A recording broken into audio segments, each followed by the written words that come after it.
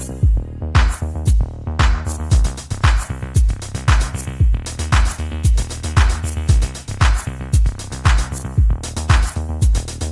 ಗುರು ಶಾಂತೇಶ್ವರ ಜಾತ್ರಾ ಮಹೋತ್ಸವ ಬೆಳಿಗ್ಗೆ 5ಕ್ಕೆ ಶ್ರೀದೇವರಿಗೆ ರುದ್ರಾಭಿಷೇಕ, ಶ್ರೀದೇವರಿಗೆ ಅಲಂಕಾರ, ಮಂಗಳಾರತಿ ಹಾಗೂ ಸಾಯಂಕಾಲ 5 ಗಂಟೆಗೆ ಶ್ರೀ ರಥೋತ್ಸವ ಜರುಗುವುದು. ನಂತರ ಮಹಾಪ್ರಸಾದ ಇರುತ್ತದೆ. ಈ ಸಂದರ್ಭದಲ್ಲಿ ಮಾಧ್ಯಮದವರೊಂದಿಗೆ ಮಾತನಾಡಿದ ಶ್ರೀ ಚಂದ್ರಶೇಖರ್ ಶಿವಾಚಾರ್ಯ ಮಹಾಸ್ವಾಮಿಗಳು, ನಮ್ಮ ಭಾರತದ ಸೇನೆ ಮೆಚ್ಚುವಂತಹ ಕೆಲಸ ಮಾಡಿದೆ. ಭಾರತ ಸೇನೆ ಶಕ್ತಿಶಾಲಿಯಾಗಿದೆ. ಪಾಕಿನ ಉಗ್ರಗಾಮಿಗಳಿಗೆ ತಕ್ಕ ಪಾಠ ಕಲಿಸಿದೆ. ನಮ್ಮ ಭಾರತ ಯಾವುದರಲ್ಲಿ ಕಡಿಮೆ ಇಲ್ಲ. ನಮ್ಮ ಸೈನಿಕರಿಗೆ ಧೈರ್ಯವನ್ನ ತುಂಬಬೇಕು.